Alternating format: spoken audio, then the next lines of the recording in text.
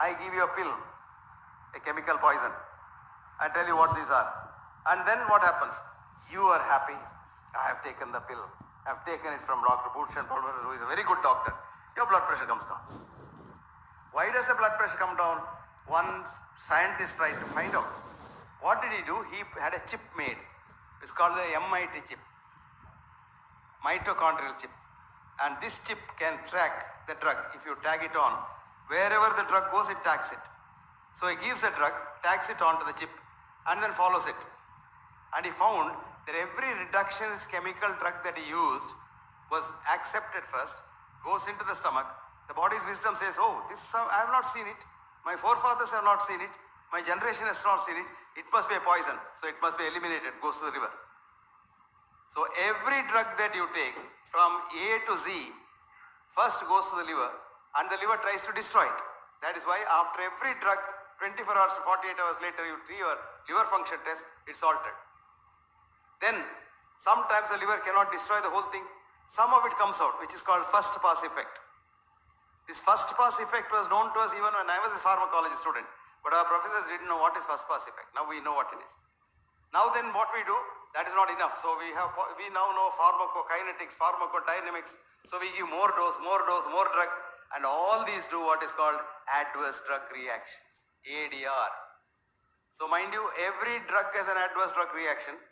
Every drug may not be useful to you, but every drug has an adverse drug reaction. That's why I coined this phrase, while there is no pill for every ill, there is an ill following every pill. It's absolutely true.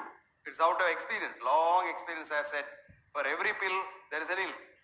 So I tell doctors, tell the patient before you give a tablet, two things. A, NNT, B, ADR.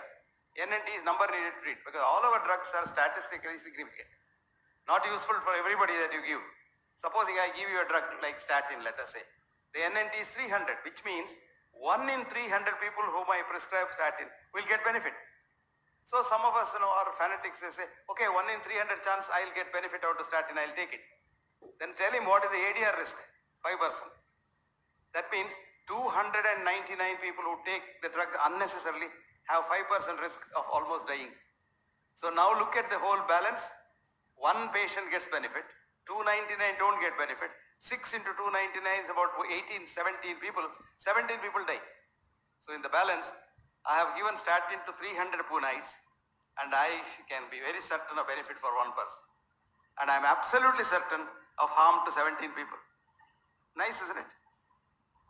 Now the largest study of antihypertensive drugs in the what is called the MRC, mild to moderate hypertension study, which is published in 1985, showed NNT for antihypertensive drugs is 850. To benefit 1 patient with the fond hope of stroke or heart attack avoidance in the next 5 years, I am harming 850 people unnecessarily. And there, of course, the ADR risk is 2%, which means 8.5 into 2 is 16 people. 16 people will die in the next 5 years. 1 man might be saved. What is the balance? If you know all this, will you take these drugs? Now you can study this MIT study, mitochondrial study, write down. Mitochondria as chi. Chi means energy. Mitochondria as chi, CHI. In Chinese language is energy. And the man's name is Wallace, W-A-L-L-A-C-E, D.C. Wallace, Douglas C. Wallace. He is a professor of genetics in Washington University. And the article is in a journal called Genetics.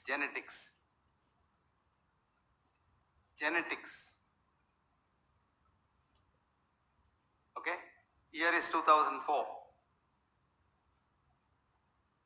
I'm sorry, 2008. Volume is 179. And page is 727. Please read this. All these articles are free in the internet. Read that.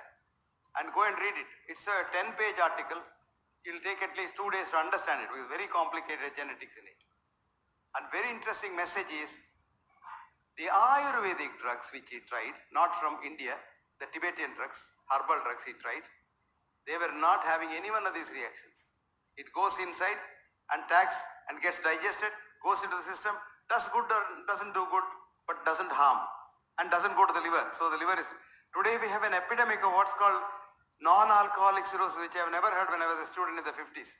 Only alcoholics used to get cirrhosis. Now ordinary people, anybody goes to the doctor says, slight touch of fatty liver. My God, I get about 100 150 consultations, free consultations, the email every day. Half of it is fatty liver. I went for a checkup. I have fatty liver. And for a change today, I had a Delhi University professor, senior professor, who wrote to me, Professor Hegde, I'm becoming to 65. I have not seen a doctor so far. My wife pesters me every day, must have a checkup. Do you think I must have a checkup? I was so happy. I said, don't have a checkup. You are 65 because you didn't see a doctor. And you will be 100 if you are destined to be 100. If you go to a doctor, there's a good possibility that you will not see the 67th birthday. Delhi University professor, he said, I have kept my records roughly from the age 5, I remember, till today. I might have spent about 100 rupees to the doctor. Can you believe that? Delhi University professor, senior professor. I was so happy for a change. After a number of years, I'm getting this. Everybody says, I have not had a checkup. I have not had a checkup. Somebody asked, did you have a checkup? I said, I have not had a checkup. But I don't tell them that. You know, because I always believe in Ayurveda. The Ayurveda has a beautiful definition of health. What is the definition of health in the Western medicine? 1947 alma mater definition. Absence of physical, mental, spiritual, emotional, environmental, this, that, disease, which means it's a business definition, which was done with the business purpose. If you want to know you're healthy or not, you must go to the doctor. Which means you must go for a checkup. It's a good business, isn't it? See, checkup is the biggest business. You don't know that? Read this editorial in the BMJ called The Screening Industry. Screening Industry, written by the editor himself. Richard Smith. You say Richard Smith, BMJ, screening industry, it will come up. And the fascinating article where he shows that screening is very simple. You're all mathematicians, Pune, intelligent people. We don't have anything called normal in the human body. We don't know what's normal in the human body. We know average. Average everybody knows, but normal we don't know. So how do we arrive at the average? 1,000 people measure, let us say height. 1,000 people. Put a Gaussian distribution like a bell. And we put the mean plus 2 standard deviation. I don't know what it means. It means mean. And that mean is transferred automatically into normal. What is the normal height of Indian male? 5.4 plus minus 2. 4.5 is also normal. 6.2 is also normal. But they automatically become abnormal. It's called false positive. So for every one measure that you do, you get about 25 to 50 false positives. Supposing you go for a checkup today, total body scanner, 500 parameters are checked, 500 into 25, don't want 525, 5%. 525 is 2,500, isn't it? 100 people go for a checkup, 2,500 patients come out. Based on this, a very intelligent professor of medicine at Yale University asked one of our students, who is a patient? Do you know who is a patient? Good. Fantastic. The student gave the same answer. A man or a woman who goes to the doctor becomes a patient. The professor was shocked. She was a good girl, 52, and she had done her studies very well. She got shocked. Then she asked the doctor, when does he become a man or a woman again? Do you know what the student said? Rarely ever, if ever. Because today you go to a doctor, he says, take this pill. Sir, doctor, when I am all right, I can. No. Don't stop it. Blood pressure will go to the sky. Take it every day for the rest of your life. Finished. Who is finished? Patient is finished. Drug company benefits. This is our practice of medicine. It's called reductionist science. You remember the bird coming in is cancer. And tablet going in is science. So this kind of a science, please, before I forget, none of you go home and stop your medicines. What I am giving is not the prescription, it's only story. If you want to stop your medicine and if you feel you are fine, please go back to your own doctor who has prescribed the medicine and discuss with him. No harm done. Ask your doctor 2 questions. Doctor, this pill you have given, no? What is the NNT of this pill? If your doctor knows the NNT, then you can talk to him. If he doesn't know why he has not heard the NNT, then no he is talking to him. You ask him, what is the NNT, doctor, and what is the ADR? 2 things only you have to ask. Every tablet that he prescribes, there is an NNT, there is an ADR. And if you don't know, don't worry about it. right? But nobody stops at home. Huh? This one fellow wrote to me the other day. I heard your lecture in Bombay, and I have stopped my blood pressure is normal. I stopped my blood pressure pill, and I'm continuing to measure it's normal. But when I went to my doctor, he shouted at you and me together, and he said both of us are fools. I said, for no fault, you got one more enemy. So because I didn't know who this man is, he heard my lecture somewhere. So after that, I'm warning all the people. This is not a prescription. This is only an information. I'm not your doctor. You're not my patient. Did you understand that? Okay, come back to what we were saying. Now what happens? You may wonder, what is this fellow talking about? We all get benefit when we go to the doctor, don't you? Whether he gives the drug rightly or wrongly, also you get benefit. Then investigations happened as to why this happens. 4 universities came into the picture like Bhushan. There's a professor of medicine in Oxford, very bright young man like Bhushan. He almost looks like Bhushan. His name is Professor Bingham. He had 4 universities, Oxford, Cambridge, Munich, and one more university. So 4 of these universities did a study on tablets, drug effect on patients. What they did was, they took volunteers, produced severe pain in them. You can produce pain very easily. What is the best treatment for pain? Best? Huh? Pain, all are killers. They are not painkillers. What? No. Best conventional treatment. Morphine. Paracetamol won't kill the pain. Aspirin doesn't kill the pain. Aspirin kills the man. Morphine, you agree? Anybody doesn't agree? Everybody agrees? No, they gave a morphine drip to the patient.